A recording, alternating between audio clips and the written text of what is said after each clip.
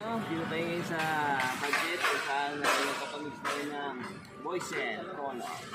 So yan, nakipamix tayo ngayon kay Kuya. Makikita mo dito, yung kulay natin ay vanilla ice at saka Victorian white. And then dito naman, meron tayo napili na saan na ba yun? Yung spear. So gagamitin natin yan siya pang sample lang muna kasi importante siya nagko-construction yung mag-sample ka muna ng kulay. Huwag ka basta-basta mag-decide na ito ko yung kulay na to, ito na yung kukunin ko. Hindi, dapat talaga lalo na pag malaki mga project mo ay ang ginagawa mo, nasa-sample ka muna ng kulay. So andito si Ate Kati. Ate Kati! Kaya dito Ate Kati. Ate Kati yung nag-a-assist sa atin dito sa budget. So dito tayo ngayon sa, sa store niya sa San Pedro.